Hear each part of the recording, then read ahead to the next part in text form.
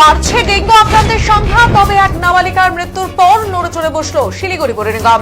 শিলিগুড়ির ৭ নম্বর ওয়ার্ডে ডেঙ্গু আক্রান্ত এক নাবালিকার মৃত্যু হয়। মঙ্গলবার মৃত নাবালিকার বাড়িতে গিয়ে পরিবারের সঙ্গে দেখা করেন মেয়র গৌতম দেব। তবে ডেঙ্গু আক্রান্ত নাবালিকার মৃত্যুর পর নড়ে চড়ে বসলো শিলিগুড়ি পৌর নিগম। মঙ্গলবার পৌর নিগমে ডেঙ্গু মোকাবিলা নিয়ে বিশেষ বৈঠক করেন মেয়র গৌতম দেব।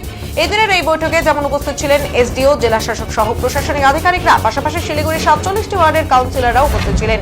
এদিন মেয়র গৌতম দেব ডেঙ্গুতে আক্রান্ত নাবালিকার মৃত্যুর তথ্য সঠিক নয় বলে দাবি করেন। তিনি জানান, ডেঙ্গুতেই এই নাবালিকার মৃত্যু হয়েছে কিনা তা তদন্ত করার জন্য একটি বিশেষ টিম গঠন করা হয়েছে।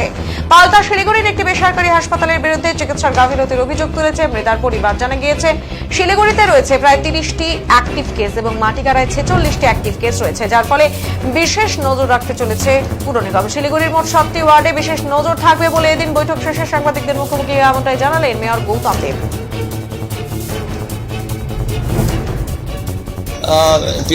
প্রিভেনশনের সমস্ত বিষয়গুলো নিয়ে আমরা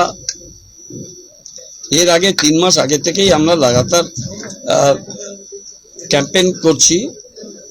জনসচেতনতা, আমাদের ভিসিটি টিম, আমাদের হাউস টু হাউস টিম, আমাদের অন্যান্য স্বাস্থ্য আধিকারিকরা, আমাদের কম বেশি 30 কেসেস আছে, তার মধ্যে ম্যাক্সিমামই নেগেটিভ হয়ে গেছে, 2-4টে পজিটিভ কেস আছে। এবং যে জায়গাগুলো ডেঙ্গি প্রবণ বা আমাদের পতঙ্গবিদরা যারা এসছে এন্টোমোলজিস্ট কলকাতা থেকে, তাদের রিপোর্টে আমরা 4-5টা ওয়ার্ডকে ভার্নারেবল ওয়ার্ড পেয়েছি।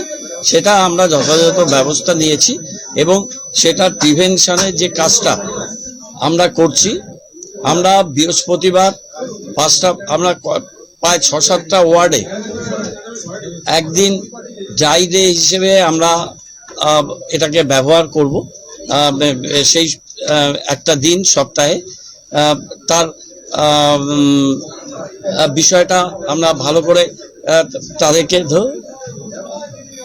আমরা এটাকে জানিয়ে দেব।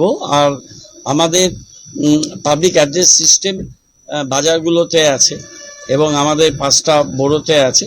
সেই সিস্টেমগুলোকে আমরা আরও বেশি করে অ্যাক্টিভেট করব এবং বৈদ্যুতিক মাধ্যমে আমরা কিছু অ্যাডও দিচ্ছি এবং প্রচারটাকে আমরা আরও বেশি জোর দিতে চাই জনসচেতনতা বৃদ্ধির জন্যে। আর ডাক্তারবাবুরা বলছেন যে জ্বর হলে যেন সাথে সাথে নিকটবর্তী স্বাস্থ্যকেন্দ্রে যায় এবং ব্লাড টেস্ট করে।